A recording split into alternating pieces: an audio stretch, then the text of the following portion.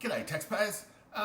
Let's have a look at government spending, a hot issue that's dominating a lot of the economic debate, but also the political debate. And to help me out, I've gone to the MYEFO data, the one that was released in December last year, so the latest data that we have, and looking at real per capita spending.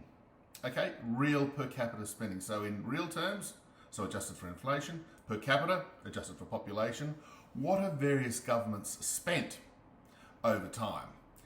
The data go back to the Whitlam government in the early 1970s, and during its 3-year tenure, real government spending rose from about $8,000 per capita in real terms to about $10,500 by the time it was booted out in 1975.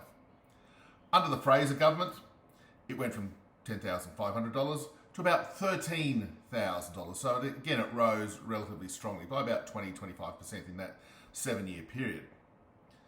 Under Hawke Keating, it went from roughly $13,000 to $15,500. So an increase of about 20%, but over a 13-year time frame. So growth in spending, yep, it went up, but it was actually relatively moderate in terms of the pace of increase.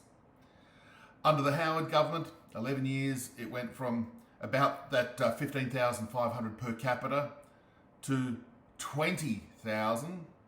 So a very chunky 25-30% increase in 11 years. And under Gillard, it went from that $20,000 to $22,000. So 10%. So you can see that every government, it's been increasing, whether their tenure's been 3 years, 6 years, 11 years, whatever the case may be, but there's been a gentle and steady and unrelenting increase in government spending per capita.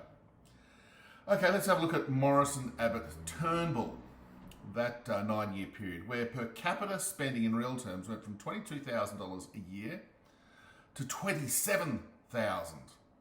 It did peak at $30,000 during the pandemic for obvious reasons and absolutely legitimate reasons, of course, but even in the aftermath of the pandemic, it was still around about $27,000 per capita. Now, under the Albanese government, so we're taking the figures from what is it? Just let me double check. From about 2021-22, which was the last year of the who was it? Morrison government. God, I've forgotten.